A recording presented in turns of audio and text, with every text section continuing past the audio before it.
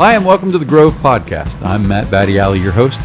In these episodes, we try and bring you companies and people and discussions that we at Mangrove Investor feel are important.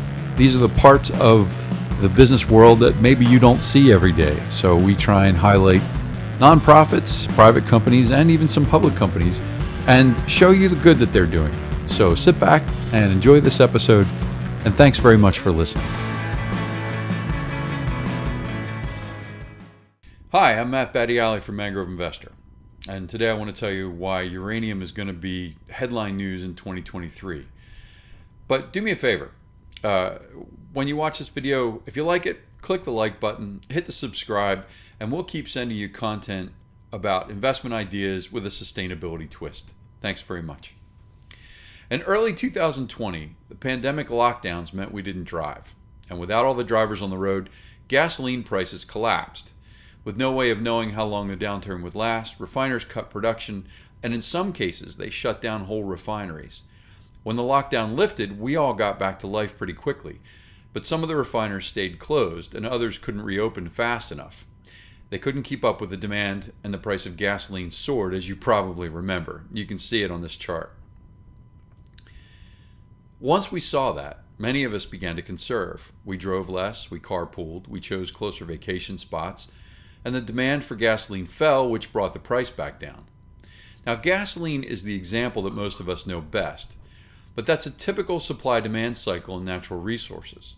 However, some cycles take much longer and go much higher before they work out. It's the same basic principle, though. When a commodity is cheap, we use more of it, and that goes on until demand exceeds supply, then the price soars. Then we use less or substitute some other less expensive commodity. We're seeing that play out right now because we're seeing an 11-year bear market ending.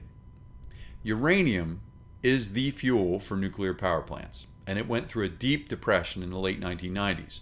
Oversupply sent the price of uranium plunging. In 2003, it cost a miner $20 to mine a pound of uranium, but they could only sell it for $15.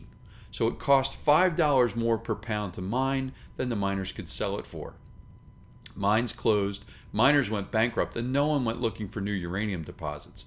It was a classic bust. However, uranium was still being used. There were still hundreds of nuclear power plants around the world that needed the uranium, and for a while they were able to take advantage of the cheap prices and stockpile. But after years of neglect, the oversupply of uranium got used up, and the price began to respond, as you can see. The uranium mining sector exploded. From 2003 to 2007, uranium exploration investment grew 5,484%. The bust was now a boom, and investors in uranium mining made a lot of money. But it didn't last. In 2011, an earthquake struck the Fukushima Daiichi nuclear power plant in Japan. A devastating tsunami followed quickly after, and the combined force of those natural disasters disabled the cooling system at the plant. 3 reactors melted down, and it became one of the largest nuclear disasters in history. Now, at the time, Japan was leading the world in civil nuclear power, but in response to the accident, it shut down plants all over the country. Before the disaster, nuclear power supplied a quarter of Japan's electricity. By 2014, it made up less than 1%. The world followed Japan's lead. According to the International Atomic Energy Agency, from 2011 to 2020, 65 reactors were either shut down or allowed to age out, and about 48 gigawatts of nuclear power capacity went offline around the world. Not only did that take demand away, it added supply. All the remaining fuel from those plants flooded the market.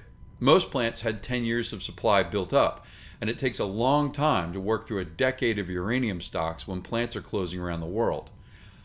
A new uranium bust took hold, and by 2016, the price had fallen all the way back down to $18.50 a pound. But the bust finally looks like it's over. Just last month, Japan announced that it would restart its nuclear power program. The country faced rolling blackouts and a strained power grid. According to Bloomberg, Japanese Prime Minister Fumio Kishida asked for 9 nuclear reactors to come online by this winter. And Japan isn't alone. In September, Germany halted the retirement of 2 nuclear power plants due to disrupted natural gas deliveries from Russia. France and Slovakia are both building 3 new nuclear power plants. Around the world, there are 56 new nuclear power plants under construction. Now, this will do two things for the uranium market. First, it will quickly use up any excess supply from formerly closed plants. And second, it will bring new demand as Japan restarts its mothballed plants. The uranium price has already more than doubled since its 2016 low, as you can see here. But we believe there's room for the price to run higher because nuclear power is the best source of baseload carbon-free electricity available today. And the nuclear power industry has new plant designs that are like comparing iPhones to old wall-mounted telephones. That includes portable nuclear power plants for off-grid use. Fossil fuels are dirty, we know that. One amazing thing about our political rhetoric of the last few years is that we don't hear enough about nuclear power. It's available, it's reliable, and though this may surprise you, it's clean. Few realize that nuclear produces less carbon than wind, solar, or hydropower per unit of energy produced, but they soon will. U.S. Secretary of Energy Jennifer Granholm recently appointed Catherine Huff to her team. Now, Huff was a professor and led the Advanced Reactors and Fuel Cycles Research Group at the University of Illinois. She focused on nuclear her whole career, and Huff will help develop a full uranium strategy in the U.S. But this effort isn't just in the States. 83 countries now have a net zero carbon emission target, as you can see here. Governments around the world are getting serious about the issue. Uranium is a global market, but global players are backing away from each other. Russia became a pariah by invading Ukraine. Much of the rest of the world has abandoned or liquidated hundreds of billions of dollars of investments there, and Russia is a major exporter of uranium. According to the U.S. Department of Energy, it could cost as much as $1 billion, and less supply means the price will rise, assuming steady or more demand. Economics is likely to do that as well. We don't make enough uranium yet, as you can see here. The World Nuclear Association says there are 440 nuclear power plants connected to the grid today. And while countries will mothball some of these due to age, that number is shrinking. Countries like the US and France are extending the lives of their plants and building more. And no one is building more than China. It has 18 plants under construction and has planned or proposed another 202. Russia is building 3 new plants with another 48 in the works. And there is a total of 431 planned or proposed nuclear power plants around the world. That's nearly as many as are operable today. This growth in capacity will fuel the demand for uranium. So here's what we're doing at Mangrove Investor. We want to own both uranium production and undeveloped uranium assets. That way we can take advantage of both the current demand and the future potential for higher prices. Thanks for watching. I'm Matt Battiali for Mangrove Investor. Well, look at that. You made it to the end. Thanks very much for listening. I hope you enjoyed the podcast, and we're going to have a lot more coming. You need to sign up and become part of the Grove. Give us your email address, and we'll make sure you're notified anytime there's a new podcast coming down the pike. Have a great day.